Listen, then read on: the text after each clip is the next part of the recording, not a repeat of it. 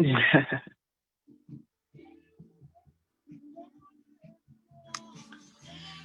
right, all right. Well, we are live on Facebook is what it tells me. Okay, great, because I don't see us. That's wonderful. Good to Oh, know. okay. Well, Alan is today is Saturday morning. India, everybody's got the kids up and doing their thing, and Alan's changing Okay. our exterior lamp pole. You know that pole lamp, and Uh-huh. um, he had to turn off the power.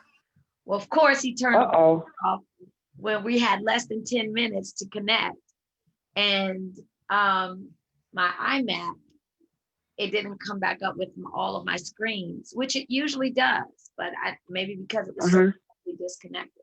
And now I can't even get in on Facebook Oh, on this computer now. I don't know what the deal is.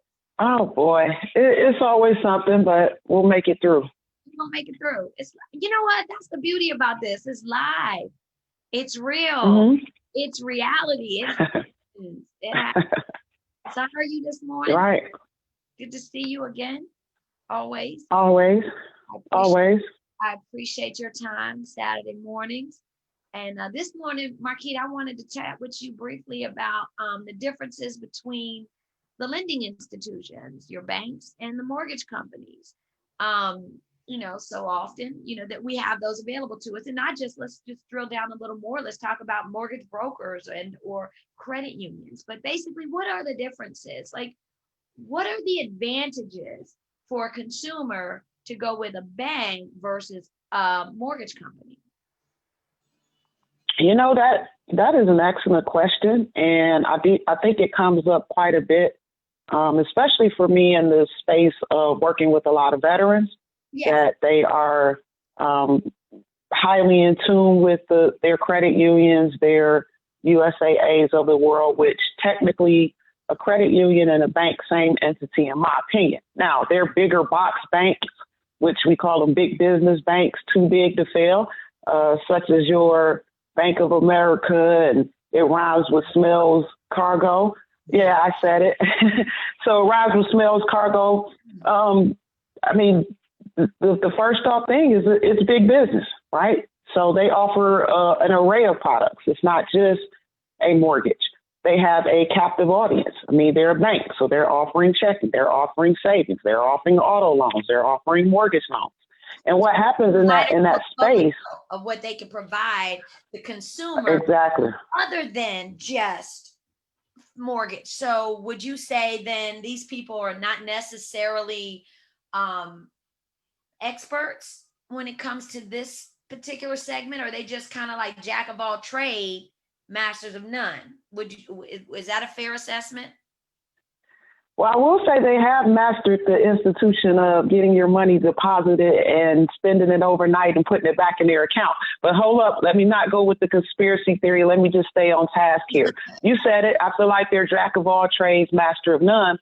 And sometimes because they're too big to fail and they have everything else going on, a mortgage is just an ancillary product versus it being the main thing, which can work for some people in certain markets. But with that in mind, what happens is your time to process loans typically with banks are longer, just because they have so many other things going on and it's not their main thing.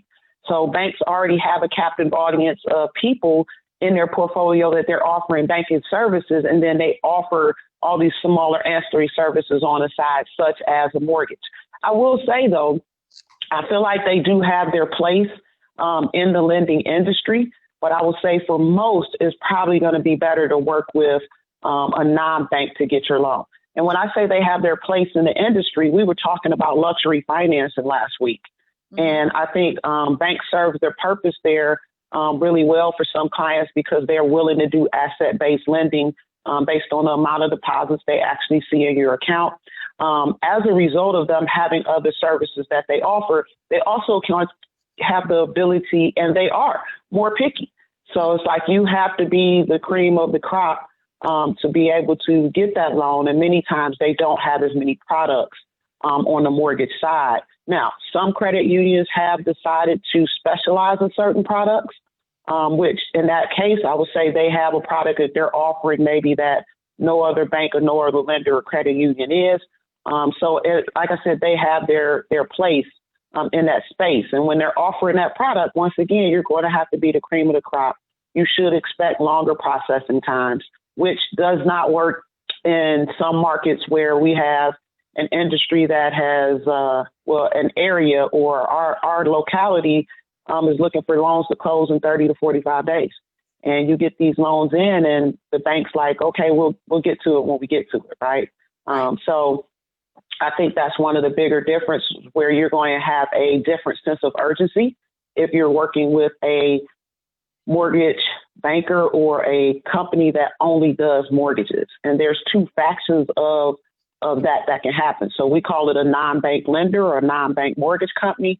However, you do have companies such as American Financial that are what we call mortgage bankers, basically. And in that way, and when you say, what do you mean? Well, we're going to actually lend money directly to the client in the company's name, only going to do mortgages. There's no other products. So obviously there's a sense of urgency, not only to please the client, but also be able to get things done in a timely manner and not be feeling like we're too big to fail.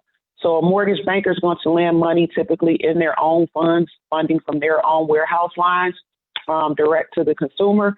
And then the other faction of that is actually a mortgage broker who represents the client with several different lenders on the back end.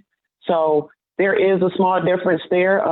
The mortgage banker or a company that's lending captive, they're just going to lend the products that they have. With a mortgage broker, you do have the opportunity to shop the scenario with, different lenders that they have relationships with. And I could say even with the banks, mortgage banker versus mortgage broker also has its place. Okay.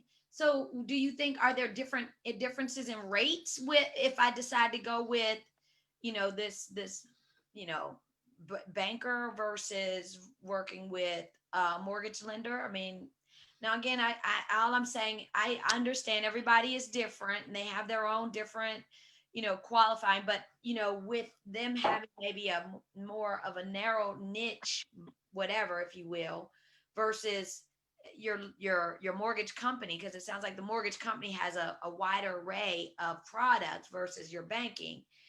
Am I going to see a difference in rates if I go with a bank, if I go with that credit union versus a lender, or is it still competitive across the board?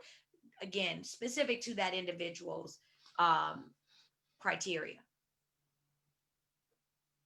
Yes and no. I mean, you're always going to have different rates between the three of what they're actually offering. And again, it's because of specific scenario, but I do think it is competitive between the three, right? And if I would lump in the mortgage broker versus a bank into the same conversation. You do have some banks that are offering very extremely low rates to their clients that they already have in their pool. That might not be the same thing that you are going to get if you just go to your bank and say, I want to do an actual loan. In that space, one-to-one, I feel like, yes, it's very competitive across the board, and there shouldn't be a large variance. Many times what I see, though, from advertising and even competing against banks for business is that there's one thing posted online, but nobody actually reads the fine print. So they may have a lower rate posted. However, the fine print does not jump out enough for them to understand that maybe I'm paying some points for this actual loan. So you end up not comparing apples to apples or oranges to oranges. So if I'm looking for a mortgage, I almost feel like it's like anything else.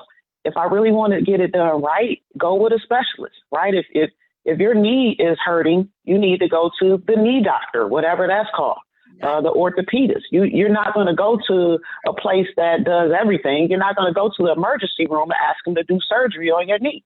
They're not going to do it. They're going to send you to an actual specialist. So I encourage the majority of people to work with a mortgage banker or broker versus an actual bank because of the specialty factor that comes with that. There's nothing else going on here other than that.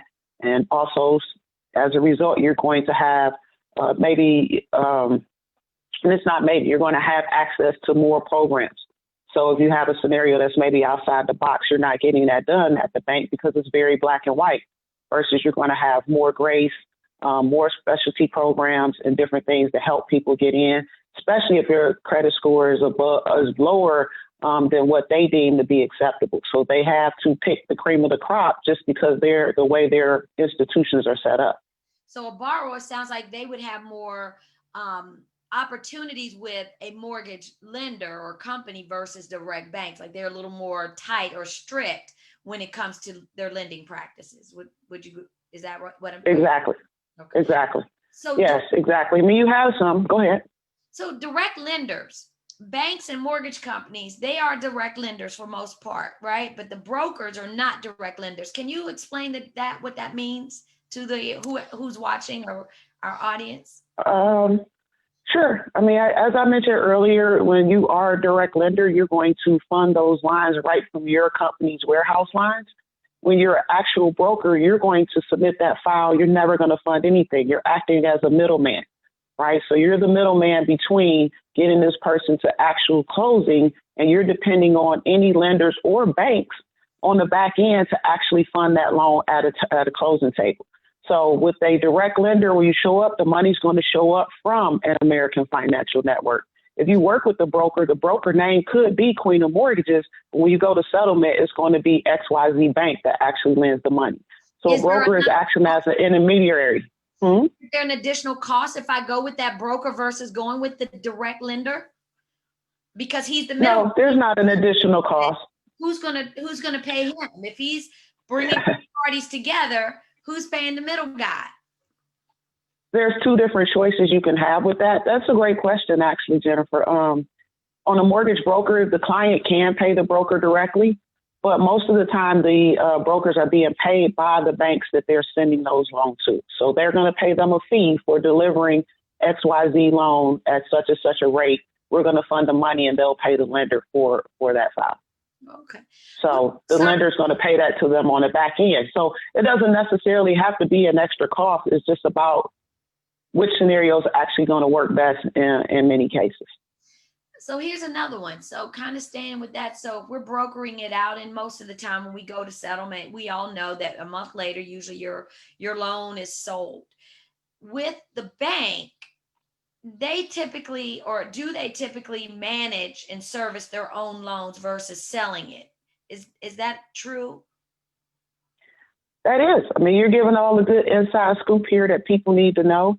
At the end of the day, a bank is actually going to, like you said, service their whole portfolio. They're big banks, big business, big servicing. So they retain their files after they close. So if you went to, I shouldn't call them that. If you went to Bank of America or TD Bank or whatever, once you close, it's going to close in their name. And then that servicing department from that same bank is going to hold that loan.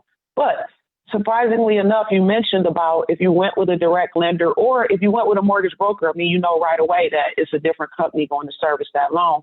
Many of the companies, including banks, do what's called, they sell their servicing rights to a different entity to actually service the loan. So perhaps the bank has too many loans that they're servicing. They'll sell their servicing rights to another company to take over all of the back end. Guys, don't be worried. None of your terms change. It's just who you pay the actual mortgage to. And for some, they're really a stickler. I want everything at the same place for ease of use. It's literally a change of whoever you're sending that direct deposit to or whatever you're actually doing or paying on their website or whatever it is. So it's called transferring the servicing rights. Many lenders actually do that. Maybe, we retain some loans and some of them we sell. And again, it has to do with capacity. It has to do with business. It has to do with money, because if they're buying your servicing bulk, they are giving you an infusion of money to take on that bulk. So I'm selling them $500 billion in loans. I'm going to get some money up front for that, and then they're going to get their money over time by servicing that file. So it is something that happens quite frequently. I was with Bank of America myself on my first townhouse, and they sold their servicers rights to Mr. Cooper or whatever their name was. God, I mean, anyway. So it does happen. Yeah.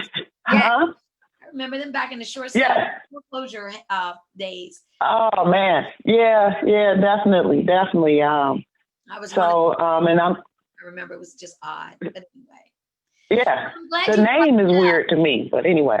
I'm glad you mentioned that because irrespective of who services your loan, as you mentioned, it does not change the terms of the agreement. So, and it's Correct. not going to cost the consumer or the borrower any more money if they do that. It's just the way that our system works and how they make money off of our money. So I understand that. Exactly. Exactly. So companies are trying to keep liquidity. They sell the servicing rights and move on to the next bulk. It does not change the consumer. Excuse me? I said, that's what happens with our money, even and our savings and everything else. They're used. I know, right? That's a whole nother conversation. Whole life insurance, they using that too. Mm-hmm. Well, sounds like, okay, well, this was good. I mean, I just had a couple questions for you this morning, but my takeaway is working with a direct lender who is the specialist, because that's really your main focus, is lending money. The benefit is obviously there's a little more flexibility for me as a borrower, especially if I have some challenges. You may be able to find the right product that would assist me in becoming or taking advantage of home ownership, versus the bank, who will take longer. They're not necessarily, they have a mortgage department, they have folks that work there, but they're also, which is so frustrating to me, is the 9 to 5 thing, and whatever your hours are. Get it? You're not going to call your lender on a Sunday while she's sitting at her son's baseball game and expect her to get your call. That's not going to happen. And then you're usually dealing with online, and we'll get back with you by 5 o'clock next business day, whatever. But anyway, so their interest rates vary. They do have they may have proprietary products specific to their customers or whatever, which again, as you said, there is a place for them. For example, we talked about the luxury, and they're limited in what they can offer, because even like I said, and they are looking for the cream of the crop, so to speak. Cream of the crop, right? The crop, someone that has perfect credit. They may service your loan, most likely they will, but that's really not a plus or a net minus unless you just really want all of your stuff managed by one institution, which I was always told you never put all your eggs in one basket. That's the way I was told, but I don't know. So anyway, so it sounds like to me I have a better opportunity, better servicing. I can close sooner, and especially as we've been, in this time where things are taking longer. Who wants to wait an additional whatever? I just had that happen to me. Perfectly good. I mean, I'm representing the seller, but the buyer, I knew he was very good with all of his financing, and he's with a reputable institution. But of course, they are running behind. So I got the call. We're running behind. So we got to delay settlement because they're backed up. And you think I could call that lady back and get her on the phone immediately? Nope, can't do it. So I think that. So absolutely not. So I appreciate this, and I hope this does bring some clarity to folks. You guys have more loan options. You've got better loan guidance and advice. I think when you work directly with a mortgage lender, you guys can guide them a little better. I mean, you're not just someone who, again, this is just what you do. It's a job. I get paid. I'm punching the clock every day, 9 to 5. They're not totally vested. I don't think when I'm dealing with a bank, under that scenario. It's like you said, yeah, I had recently had total knee replacement. I did not go to my general practitioner. I went to one of the best orthopedics in the area, who specializes specifically in knee replacement, not shoulder, not elbow, not hip, but knee. So I think you need to go to the expert. Okay, so they may sell your loan, but again, it's no cost to the borrower. Did I get all? No cost to the borrower. I think you pretty much nailed it. Like, I think everyone has their own place. There are some banks who are pseudo banks on the front, but they really are mortgage bankers and specialize in lending. For the purpose of this conversation, I'm speaking of your bigger banks that are nationwide, that I mentioned already a couple of their names or some form of their names, your credit unions that service the military nationwide, things like that. I just feel like you're going to have a couple of things that you already mentioned. more opportunities if you're not the cream of the crop. And that's not saying you're bad. It's just they're going to be much more picky about who they choose as borrowers, because some of them, if they have loans that default, it trickles back down into their banking industry for them because of some of the rules. So obviously they don't want to have defaults, because that starts to factor into their number one business, which is having you deposit money into their bank. Right. That's number one. Number two, I think, is accountability. Like you said, you're not calling a person at a big box bank after 5, and honey, it might be after 2, because there is a joke called banking hours, right? That bankers only work certain hours because that's all they need to do for that specific day. And then the third part of it, I think, that people really do discount is relationship. So opportunity, accountability, and relationship with a mortgage lender or broker in your local market can make the difference on whether you actually win a contract or not these days. Hey, let me touch that. You and I, well, sort of, kind of mutually had a situation where that actually is very real. I mean, let's face it. I've been doing this darn near 20 years now, and I've been blessed with relationships, and that really makes a difference in a like you said. I've had it happen several times. When a realtor reaches on the other end, reaches out to that lender, and if they already know, because they've had a relationship with that lender, they know that I know this person is honest, she's ethical, she's definitely going to do everything to get the job done. And I will say, in the experience of the buyers we've represented together, that's been the case. That's one of the things I like about working with Queen of Mortgages. That's just me. But seriously, I don't have time to babysit a lender, and I don't have time to chase you down. I need you to communicate. I need updates.